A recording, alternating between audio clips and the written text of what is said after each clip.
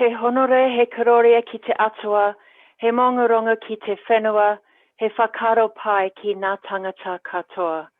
Tihe Modi ora. Glory to God in the highest, peace to earth and goodwill to all peoples. Tēnā koutou katoa, ngā mihi nui kia koutou,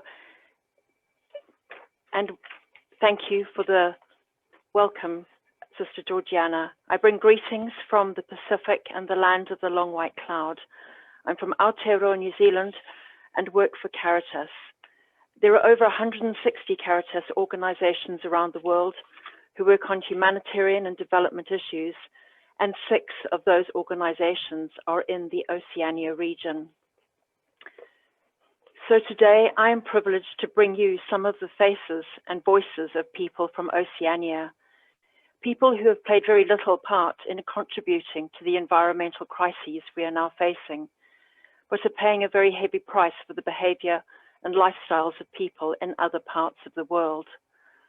I want to tell you that as Caritas agencies and our friends across the region, we are working together to address the eroding away of the human rights to food, water, shelter, culture, and community, and also why it's important that solutions like climate finance keep in mind and prioritize the most vulnerable communities. But first I want to introduce you to our home in Oceania.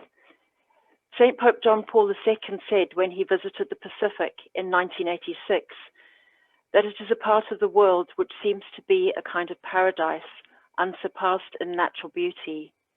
He later told us in Ecclesia in Oceania that we have a particular responsibility to care for the Pacific Ocean, which holds 1/3 of the world's supply of water. Water defines our part of the world. The peoples of the Pacific see water and the ocean as something that connects us. The same water laps on the shores of Aotearoa, New Zealand, as on the shores of Samoa, Tonga, Papua New Guinea, Vanuatu, and our many island neighbors. Oceania was the last part of the world to be settled by human beings and the last part of the world to be colonized. Although Australia and New Zealand have higher per capita carbon emissions, in most parts of the Pacific, people still walk lightly on the earth. Our small population is spread across a vast variety of islands, and the particular histories of the many communities that make up our region are reflected in the hundreds of languages and cultures that are found here. I bring you the concerns and voices and hopes of those people. For example, Mavis in Papua New Guinea, the threat posed by seabed mining is severe. We want it completely banned. We do not want our ocean floors disturbed. Or Amalea from Tonga, deep sea mining sharks have swayed our governments into turning a blind eye.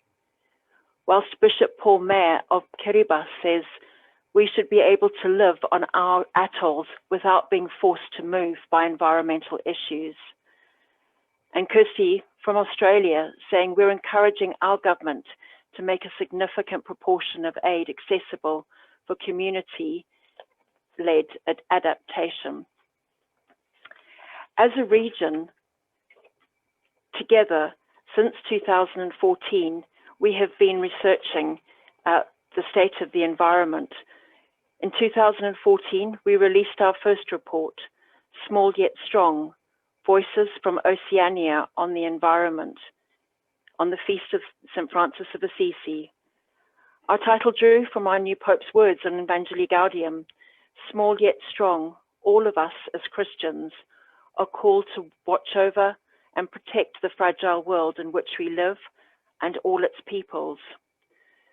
Through our State of the Environment for Oceania report series, annually we have brought out these reports and have followed 5 key issues affecting the people of our region. The issues of rising seas and coastal erosion, extreme weather, access to safe local food and water, offshore mining and drilling, and access to climate finance are made visible through the stories and images of communities from our region. Our aim through these reports is to reflect the cry of the earth, the cry of the poor, and the cry of the ocean here. And our research approach across the region draws on Indigenous ways of working and is conducted in the spirit of Talanoa, which is a sharing of stories, a gathering around the mat, a sharing of stories and insights as equals out of a desire to serve the common good, not only the good of the peoples of our region, but for all the world. Because we are pressed for time, I'm going to move through some of my slides which reiterate and re-emphasize what Maria and Archbishop Peter have said earlier about our connections through the sea, about how we are affected in our region by the extreme weather and the way in which we grow our food, and that it's important that we care for our fisheries because our food is so important. However, we also know that in many places around Oceania, as Archbishop Peter said, including New Zealand, coastal regions are not only impacted by sea level rise, but by extraction for construction, road building, or industrial processes. In New Zealand, we're awaiting a Supreme Court decision on mining iron sand 30 kilometres offshore. This is something we opposed as Caritas due to its destructive potential and lack of consent from the local Indigenous people. And our real fear at the moment is prospective deep sea miners, companies who wish to mine in the deep ocean up to 3 kilometre depths in some places for precious minerals. They are saying these minerals are necessary for a green transition to combat climate change. They'll be allegedly cleaner and greener than land-based mining. Communities in Papua New Guinea have fought for at least 10 years now to stop the world's first deep sea mine in PNG waters. They've succeeded for now, but it has left the PNG government with a massive debt, and communities are still battling extension of exploration licenses in the area. Meanwhile, many of the former directors and staff of the Canadian-based company involved are busy backing another company which is about to launch on the American Stock Exchange as a sustainable mining company. That just doesn't wash with us. And we know that there are many communities in our region and countries that are affected by that. So I bring to you our cry from Oceania to cut global carbon emissions, to support strong climate adaptation, and to ensure that ensure climate finance reaches coastal and vulnerable communities. For our oceans, we want to promote marine protection areas, and we support a ban on seabed mining.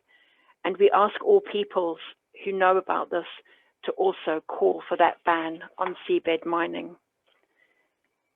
There is so much that we now need to do because the children of Oceania, they deserve a better future.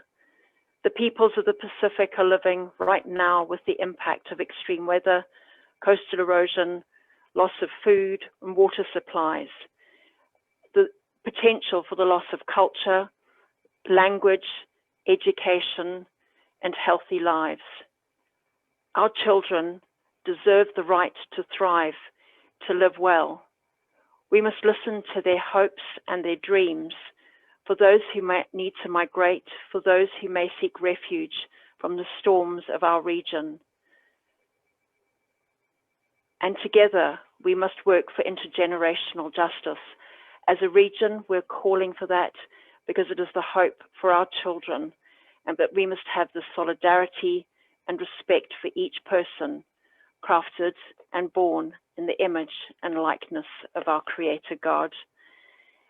Thank you for the opportunity to bring the voices of Oceania to this conference. Mā te atua, tātou e manaki e tiaki. May God bless and care for us all. Tēnā koutou katoa.